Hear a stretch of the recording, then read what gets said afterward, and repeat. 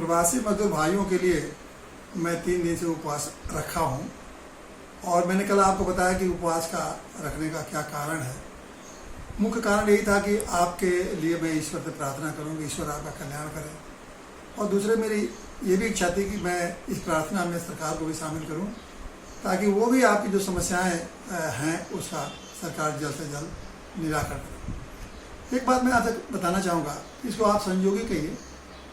मैंने 18 तारीख को जब सोचा कि प्रवासी मजदूरों की हालत से मेरा दिल बहुत बेचैन था, तो मैंने सोचा कि मैं 19 तारीख से प्रवासी मजदूर भाइयों के लिए ईश्वर से प्रार्थना करूँगा।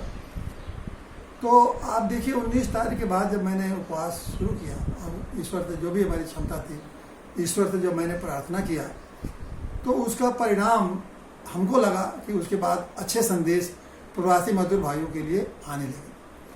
पहले क्या था कि 18 तारीख तक कहीं मजदूर मारे जा रहे थे, कहीं स्टेशनों पर उनको पीटा जा रहा था, कहीं भगाया जा रहा था, कहीं भीड़ पर रोका जा रहा था, जगह जगह बैरिकेडिंग की जा रही थी। मतलब वो तकलीफ उठा रहे थे और जो रास्ते की तकलीफ थी अलग, न कहीं पानी था न खाने का था। मतलब एक बड़ी विकट समस्या गुजर रही थी। लेकिन आप देखिए 19 तारीख से धीरे धीरे चीज़ें थोड़ी थोड़ी बदलने लगी।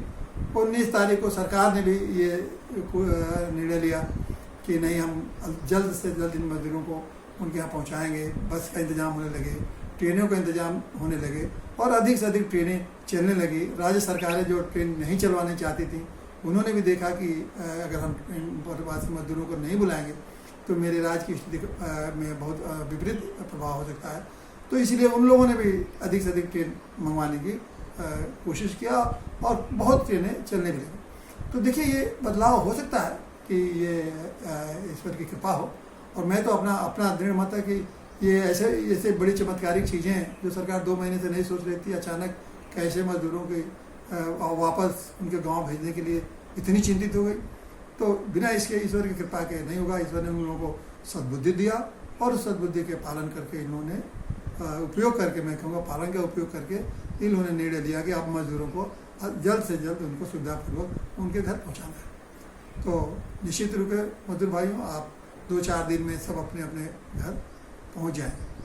लेकिन एक बात मैं आपसे कहूँगा कि आप इस पर ज़रूर विचार करिएगा, गौर करिएगा कि आखिर में ये हालत आपका किसने बनाया, आखिर में क्यों आपको इतनी तकलीफ़ें उठानी पड़ी, आखिर में क्यों नहीं ऐसी व्यवस्था बनी कि आपको इस तकलीफ़ों से पहले, तकलीफ़ आने के पहले ही ऐसा कुछ व्यवस्था की गई होती कि ऐसी तकलीफ़ आपको आने न पाए। आखिर में आपको 2 महीने क्यों रोक कर रखा गया। आपको मैं बताऊं कि चीन में, जहां वुहान शहर है जहां से पहले कोरोना फैला था, वहाँ उन लोगों ने पहला काम किया कि लॉकडाउन शुरू करने के पहले 50 लाख लोगों को उन्होंने वहाँ से हटा दिया।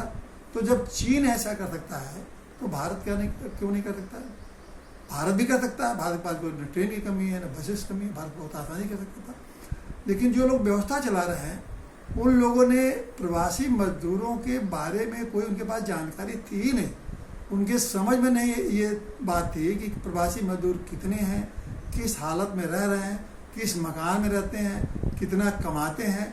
इस पूरे प्रवासी मजदूरों के बारे में ऐसा कोई उनके पास जानकारी, बिल्कुल मैं तो यही कहूँगा कि बिल्कुल जानकारी कोई थी ही नहीं। वो समझ ही नहीं पाए कि प्रवासी मजदूरों को रोकने के बाद इतनी बड़ी समस्या उनके सामने आ सकती है। तो ये देखिए कि यानी इसका क्या मतलब है।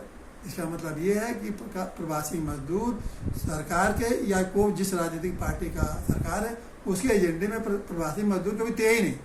अगर रहते तो उनके बारे में जरूर वो पहले से जानकारी हासिल कर रखे थे। और रहते इसलिए नहीं है कि ये प्रवासी मजदूर एक जगह से दूसरी जगह जाते हैं, इसलिए उन सरकारों को या राजनीतिक पार्टियों को उनका वोट ज़्यादा मिलता नहीं है, क्योंकि वो दूसरे अपने राज्य में वोट देते हैं। तो इसलिए उसकी चिंता उन लोगों को नहीं करते हैं और इसलिए उन्होंने ऐसा कोई जानकारी पहले से बना के रखी नहीं। तो इसी नाते ये हुआ। तो इसलिए मैं ये आपसे ये कहूँगा कि जिन लोगों ने आपके ये हालत किया है, आप जानते हो कौन लोग हैं जिनको आपने चुना और जिन्होंने सरकार बनाई।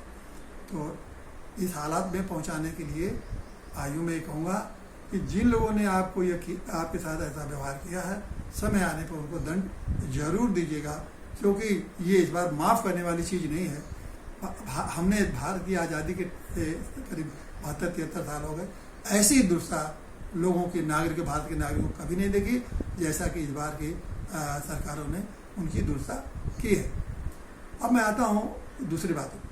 दो बातें आप जान लीजिए। एक तो बात यह है कि आप जब गांव में पहुँच जाएंगे तो गांव के लोगों का कुछ व्यवहार जो ऐसा हो रहा है कि आपके प्रति उतना प्रेमपूर्ण भाव नहीं है। जिस भाव से आप गांव पे जा रहे हैं वैसा भाव वो नहीं आपके प्रति प्रदर्शित कर रहे हैं। अभी मुझे एक घटना की जानकारी मिली।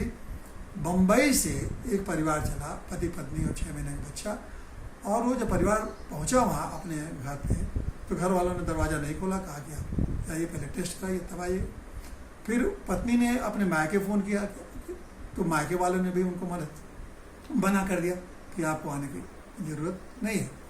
तो अब उस नौजवान ने इतना दुखी हो गया इससे कि वो गंगा जी में कूद के अपने आत्महत्या कर ली। तो ऐसी घटनाओं होंगी, तो इससे बहुत आप विचलित मत होइएगा। देखिए, जीवन बहुत महत्वपूर्ण है। अगर कोई आपको अपमानित करे कोरोना के नाम पर, चाहे आपके बेरोजगारी के नाम पर, तो उससे आप दुखी मत होइएगा। साहस रखिए, धैर्य रखिए, समय बदलेगा और समय बदलता है, अच्छी चीज़ें फिर आएंगी। अब जो सबसे महत्वपूर्ण बात आज के सामने आपके जो आएगा वो है रोजगार। तो रोजगार कोई, ये देखिए, कोई इतनी आसान चीज़ नहीं है कि सरकार आपको रोजगार देगी। बातें बड़ी बड़ी करेंगे लेकिन रोजगार इतनी आसानी से दे देंगे मैं नहीं समझता। जब ये लोग 2 महीने में आपको गांव तक नहीं पहुंचा पाए तो इनसे ये उम्मीद करिएगा कि आपको रोजगार की व्यवस्था कर देंगे, तो ये मैं नहीं समझता कि ये सरकारें आपकी रोजगार की व्यवस्था कर पाएंगी। हाँ, इसीलिए आपसे मैं ये विशेष तरह से निवेदन करना चाहूँगा कि पहले तो आप संगठित होइए और एक बात को, रोजगार को ही मुख्य मुद्दा बनाइए कि क्योंकि रोजगार नहीं रहेगा तो आपका जीवन नहीं रहेगा। और बिना रोजगार के आप समझिए कि आप रह लेंगे कहीं, जीवन यापन कर लेंगे, तो मैं नहीं समझता हूँ कि ये संभव है। अच्छा खासा आप रोजगार कर रहे थे, आपके पास हुनर था, अब एकदम घर बैठ जाएंगे तो ये संभव नहीं। तो रोजगार आपको दिया जाए और आपके सम्मानपूर्ण रोजगार दिया जाए, इसके लिए आपको संगठित होकर मैं समझता हूँ कि आवाज़ उठानी पड़ेगी।